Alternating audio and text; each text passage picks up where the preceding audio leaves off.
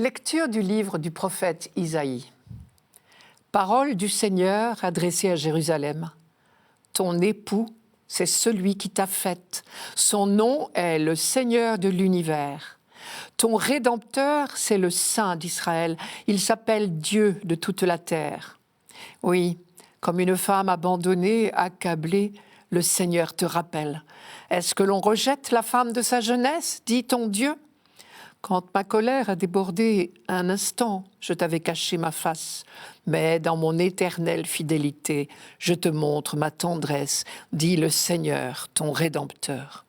Même si les montagnes s'écartaient, si les collines s'ébranlaient, ma fidélité ne s'écarterait pas de toi. Mon alliance de paix ne serait pas ébranlée, dit le Seigneur qui te montre sa tendresse.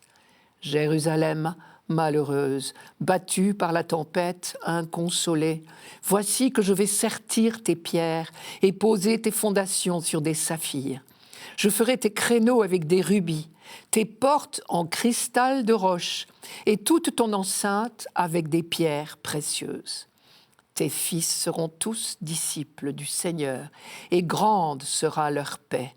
Tu seras établi sur la justice, loin de toi l'oppression. Tu n'auras plus rien à craindre. Loin de toi la terreur, elle ne t'approchera plus. Il suffit d'entendre ce message de réconfort pour deviner qu'il a été écrit en période difficile. Et effectivement, ce chapitre 54 du livre d'Isaïe est l'œuvre de celui qu'on appelle le second Isaïe. Il prêche pendant l'exil à Babylone, donc dans l'une des périodes les plus douloureuses de l'histoire du peuple juif. Jérusalem malheureuse, battue par la tempête, inconsolée, toutes ces expressions ne sont pas trop fortes. En fait de tempête, le passage des troupes de Nabuchodonosor en 587 valait bien un cyclone. Mais quand le deuxième Isaïe intervient, le vent a déjà tourné pour Babylone. Cyrus, le Perse, est en train de conquérir le Proche-Orient et de transformer complètement la carte du monde. Bientôt, Babylone sera vaincue. Or, tout le monde connaît la politique de Cyrus.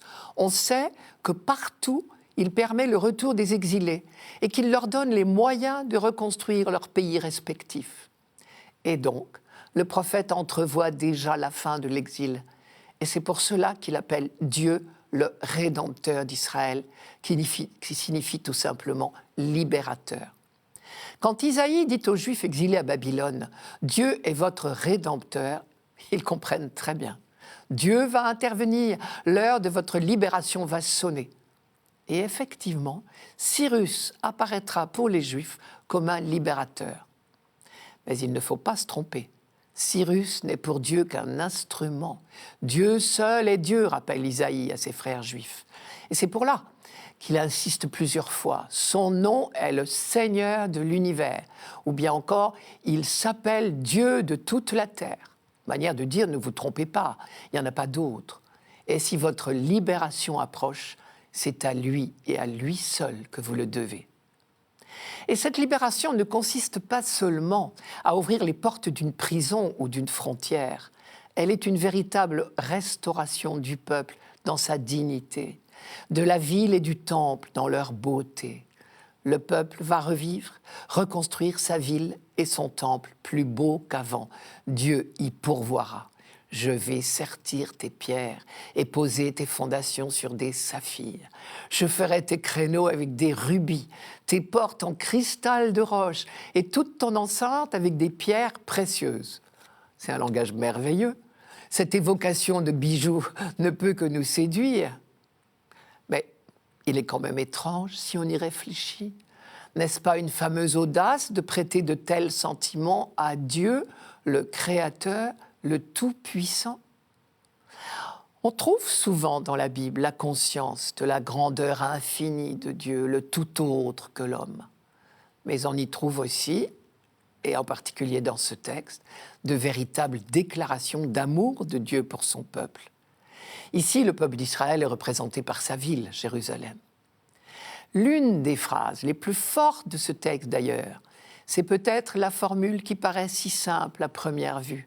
Ton époux, c'est celui qui t'a faite. Son nom est le Seigneur de l'univers. On ne peut pas mieux dire à la fois l'intimité et la distance, la tendresse de l'époux et la toute-puissance du Créateur de toutes choses. Et même l'expression « le Saint d'Israël » à elle toute seule dit bien à la fois la grandeur du Dieu tout autre et la proximité de celui qui accepte d'appartenir en quelque sorte à ceux avec qui il fait alliance. Est-ce que l'on rejette la femme de sa jeunesse, dit-on Dieu? Même si les montagnes s'écartaient, si les collines s'ébranlaient, ma fidélité ne s'écarterait pas de toi. Mon alliance de paix ne serait pas ébranlée, dit le Seigneur, qui te montre sa tendresse. Mais alors, si la sollicitude et la tendresse de Dieu sont sans défaillance, comment expliquer la période très dure qu'on vient de traverser? Pour l'instant, tout occupé qu'il est à maintenir chez ses frères la foi au Dieu unique, Isaïe semble bien attribuer tout à Dieu, les bons et les mauvais moments. Mais il fait valoir déjà que les mauvais moments ne durent qu'un instant en comparaison de toute la durée de l'alliance. À un court instant, je t'avais abandonné, mais dans ma grande tendresse, je te ramènerai. Quand ma colère a débordé, un instant, je t'avais caché ma face, mais dans mon éternelle fidélité, je te montre ma tendresse, dit le Seigneur, ton Rédempteur. Bien sûr, le mot « colère » est un mot du vocabulaire humain. Il ne convient pas à Dieu. Et plus tard, les hommes de l'Ancien Testament ont découvert que Dieu n'est jamais en colère contre ses enfants.